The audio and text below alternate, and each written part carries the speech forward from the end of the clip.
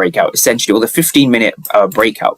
So if we have a 15-minute low, sorry, a 15-minute high up here, so I'll put that in red.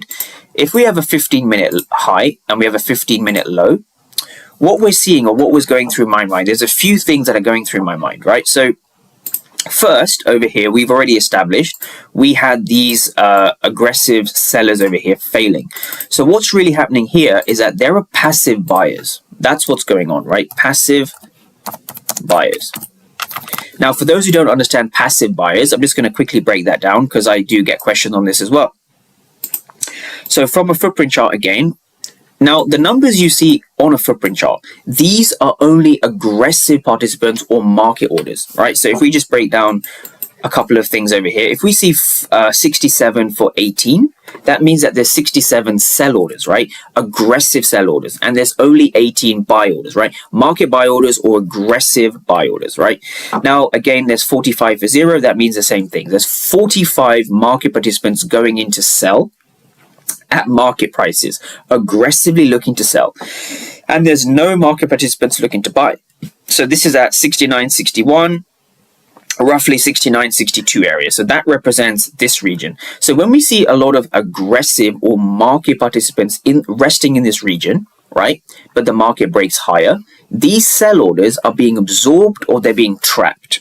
By who, right? They're being trapped by these passive buyers. So the next logical step is when we come into this zone, when we reject off this zone over here, right?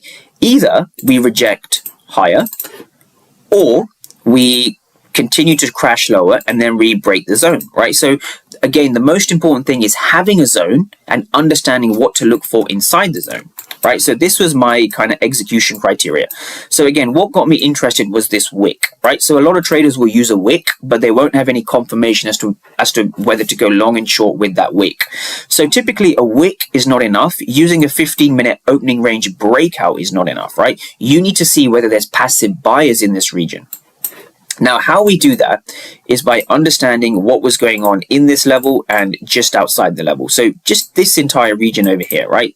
This is where I was looking to execute, and I did execute a long position, right? So my execution again for that day or that Friday was 69.72, right? That was my execution, 69.72. So if we go to 69.72, a little bit late actually, I should have executed down here, but 69.72.5 stops just above this wick, and I was basically looking to target the top of this zone over here, right? Roughly a 1 to 1.5 risk reward, right? So